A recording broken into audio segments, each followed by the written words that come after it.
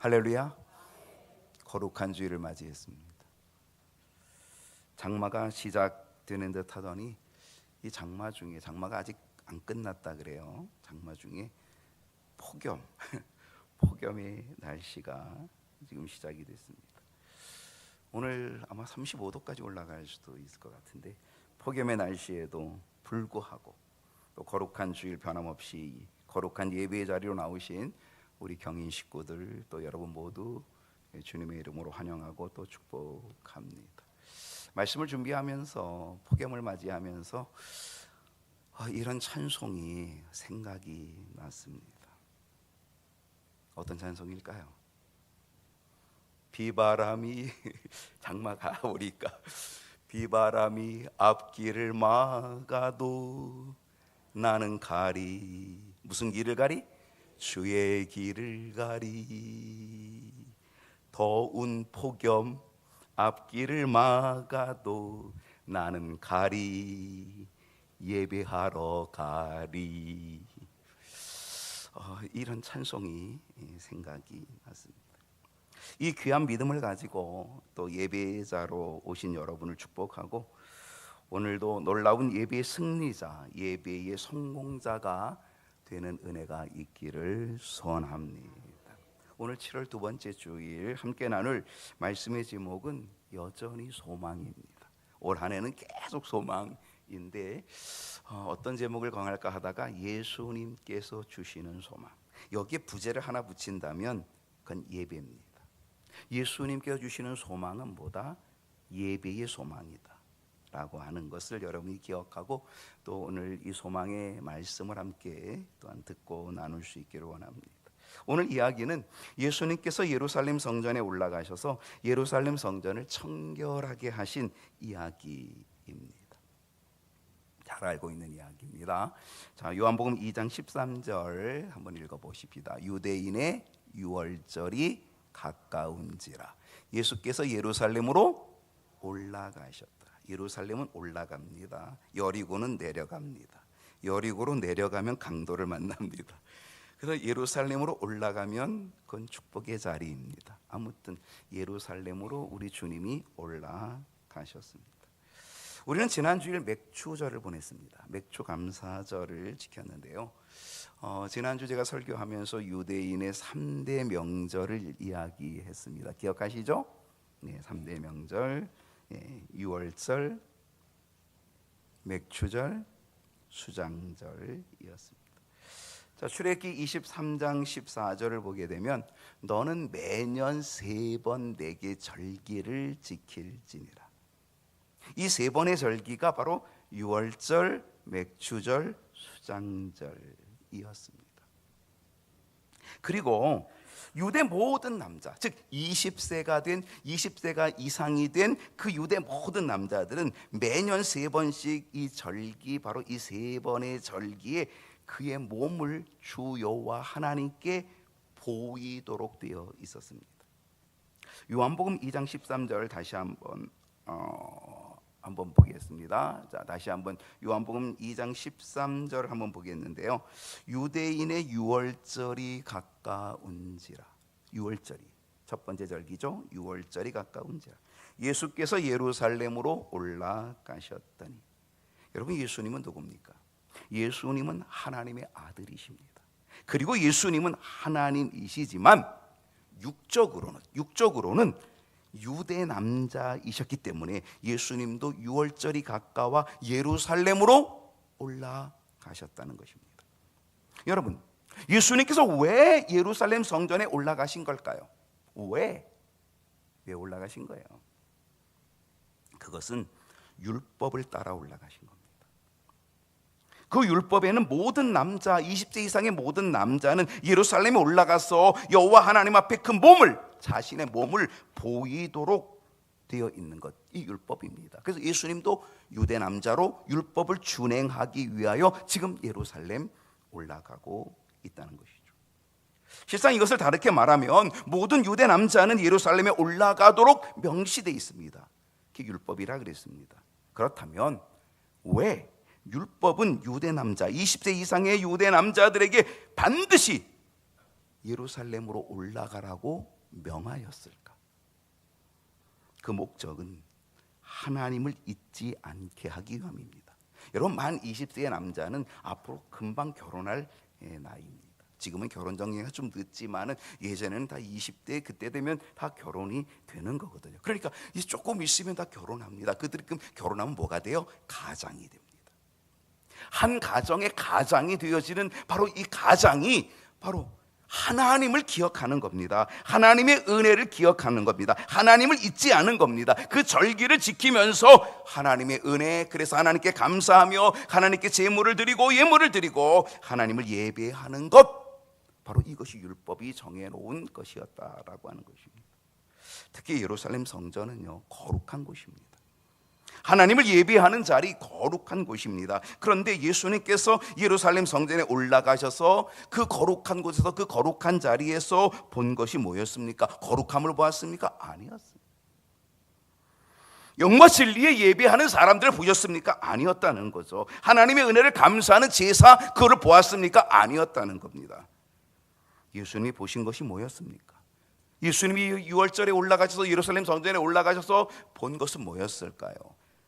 14절을 보게 되면 성전 안에서 뭘 봤어요? 소와 양과 비둘기 파는 사람들을 보셨습니다. 그리고 돈 바꾸는 사람들이 앉아 있는 것을 보셨습니다. 주님은 보셨습니다. 지금 예루살렘 성전의 모습을 보고 계십니다. 수많은 사람들이 성전에 모여 있지만, 그들이 하나님을 예배한다고 모여 있지만 예배는 뒷전이고, 예배를 핑계하여, 예배를 빙자하여 장사하고 있는 사람들의 모습을 주님이 보고 있었다는 것입니다. 여러분, 왜 성전 안에 소와 양과 비둘기 파는 사람들이 생겨났을까? 왜 성전에서 소를 팔고, 왜 성전에서 양을 팔고, 왜 성전에서 비둘기를 파는 사람들이 왜 생겨났을까? 실상은요, 하나님께 제사를 드리고 하나님께 예배를 드리는 사람들을 돕기 위해서 사실은 생겨진 겁니다. 유대 전역에서 예루살렘으로 예배 드리러 올 때 그들은 결코 빈손으로 올 수가 없었습니다. 그래서 그들은 하나님께 드릴 제물을 가지고 옵니다. 그 제물이 뭐였습니까? 소였고 양이었고 염소였고 비둘기였습니다. 출애굽기 23장 15절 하반절을 보게 되면 이렇게 말씀했습니다. 빈손으로 내 앞에 나오지 말지니라. 그래서 그들은 빈손으로 나가지 않습니다. 그들은 항상 제물을 가지고, 예물을 가지고 나가도록 되어 있었습니다. 근데 생각해 보십시오. 여러분, 유대 전역에서 예루살렘 성전은 하나입니다. 근데 유대 전역에서 예루살렘 성전으로 올라오는 유대 남자들, 그들은 반드시 그들의 손에 소나 양이나 염소나 비둘기, 이 제물을 가지고 와야 되는 거죠. 혹 소나 양이나 이 염소 이런 것을 가지고 올 수 없는 사람, 즉 가난한 사람들은 비둘기라도 가지고 와야만 했다는 겁니다. 그것이 하나님께 드리는 제물이었던 것이죠.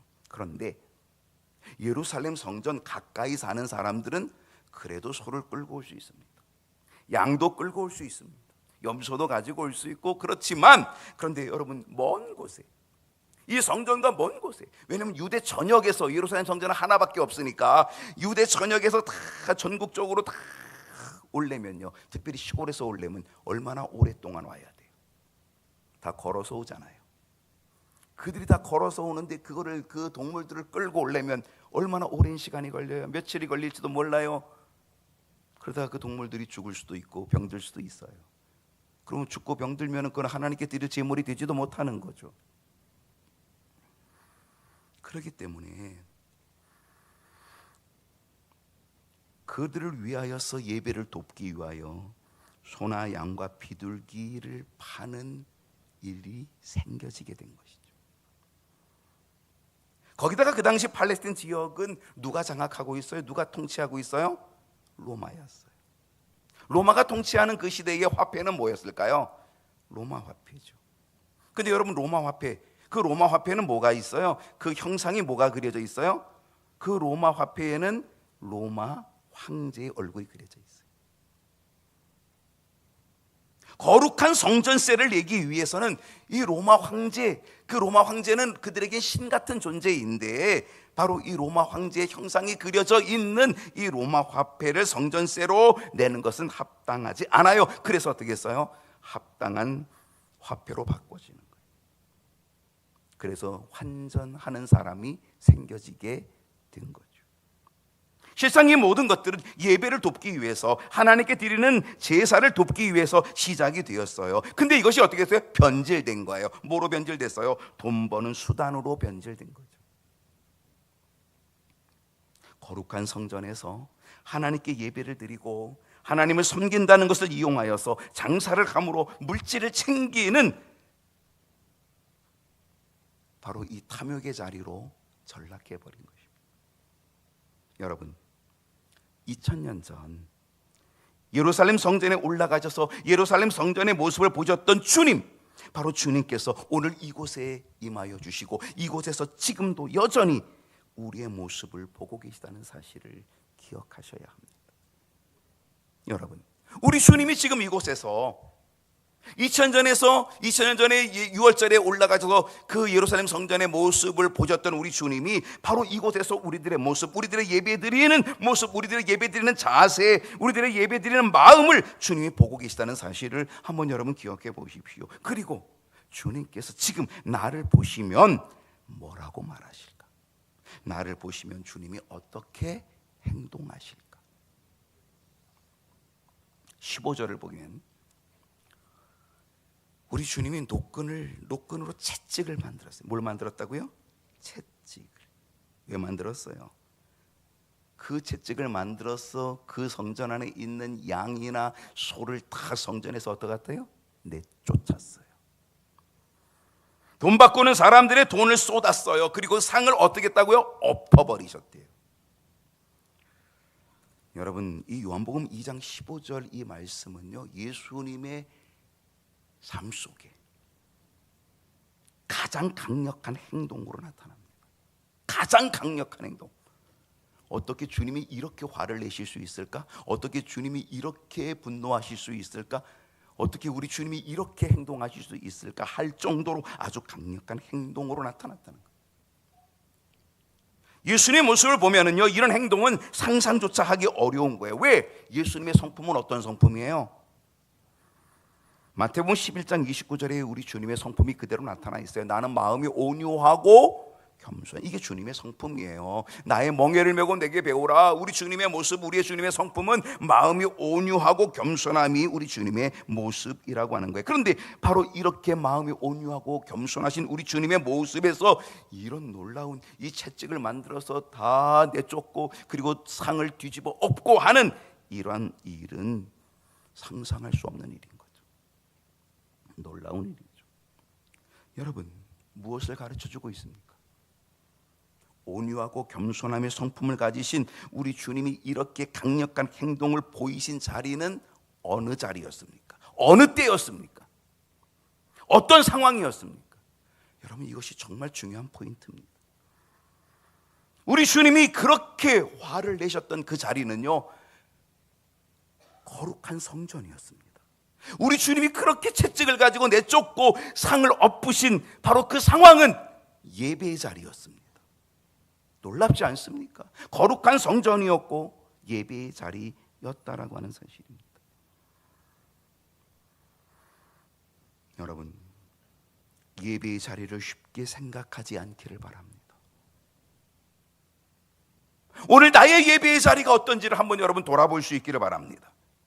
여러분의 예배의 자리를 쉽게 생각하지 않고 여러분의 예배의 심령을 쉽게 생각하지 않는 이 시간이 되었으면 좋겠습니다. 어쩌면 우리들은 신앙생활을 오래 하다 보니까 타성에 빠지는 거죠. 습관적인 예배가 되기 쉽고 형식적인 예배가 되기가 쉽죠.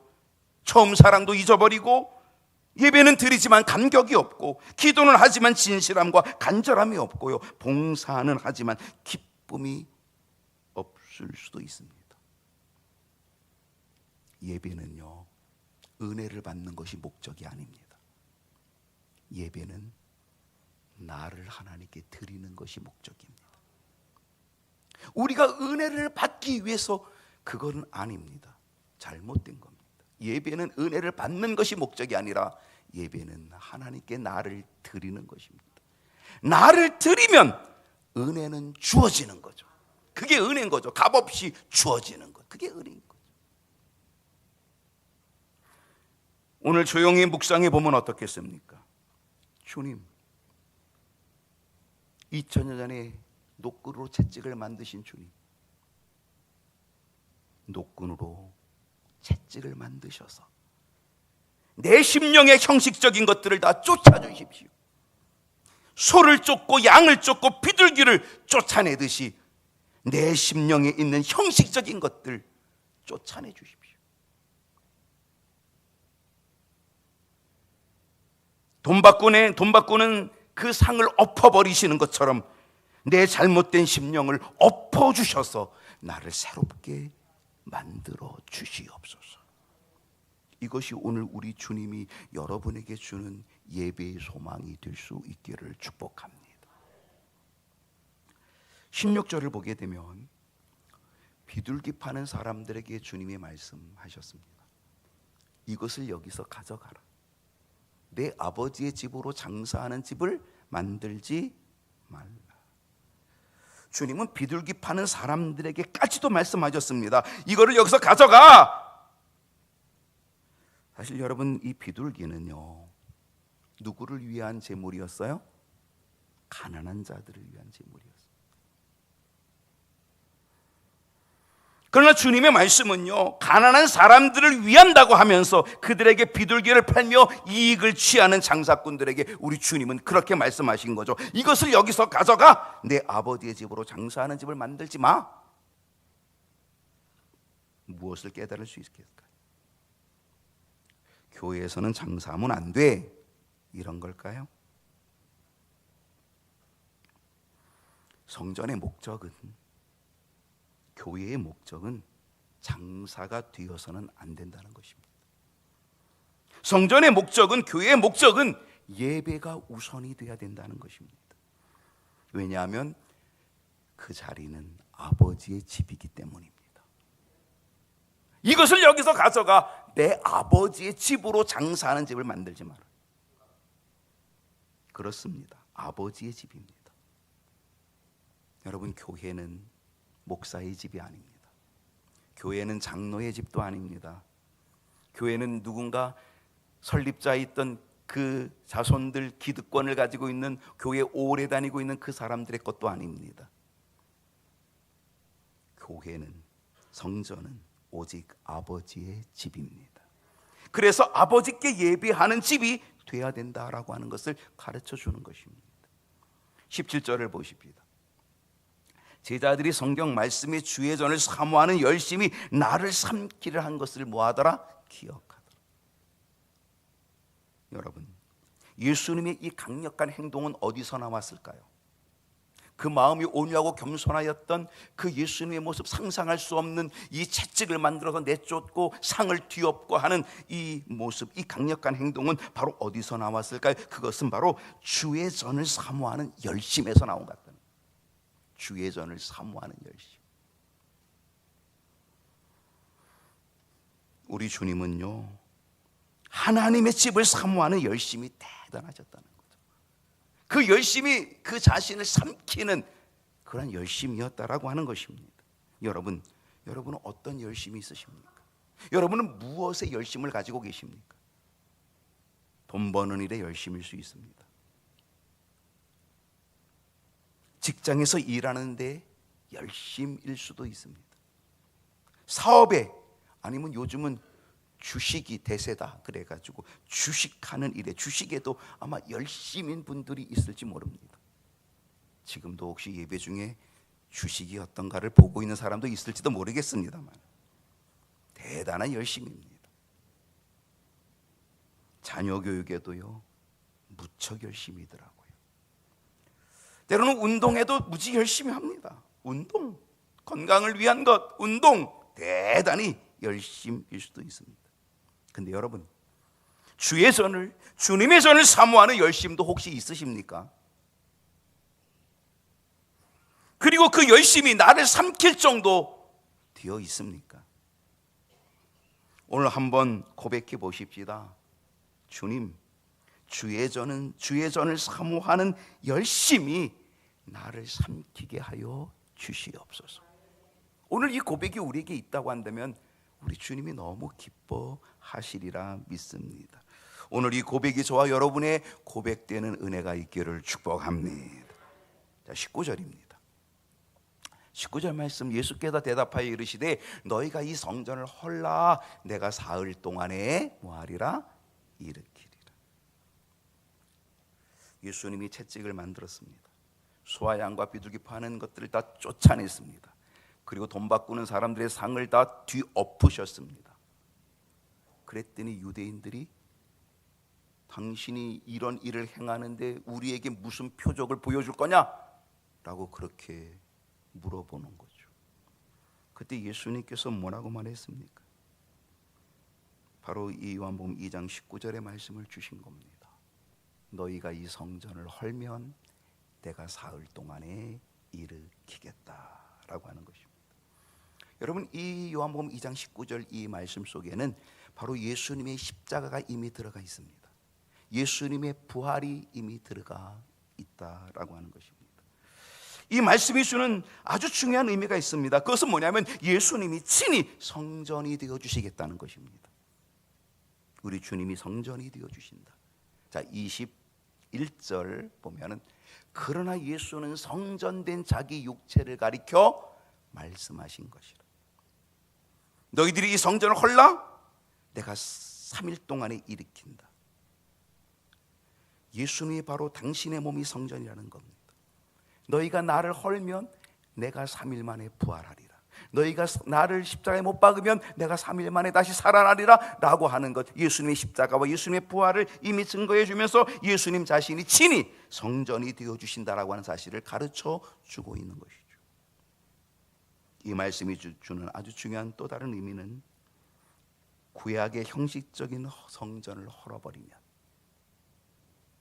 특별히 주님이 지금 보고 있는 이 장사 속으로 변질되어지고 있는 바로 이 성전을 헐어버리면 우리 주님께서 새로운 성전이 되어 주시겠다라고 하는 말씀입니다. 여러분, 우리의 형식적인 성전을 헐어버려야 합니다. 우리의 형식적인 예배를 헐어버려야 합니다.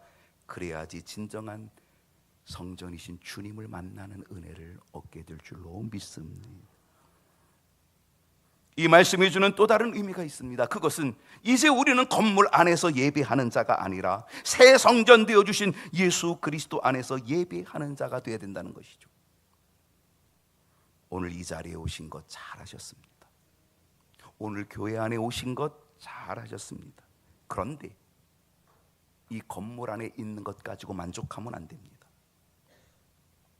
오늘 이 건물 안에서, 오늘 이 자리에서 십자가에서 죽으시고 부활하신 우리 주님 안에서 예배하지 못하면 우리의 예배는 그저 또 다른 형식이고 껍데기가 되고 만다는 사실입니다.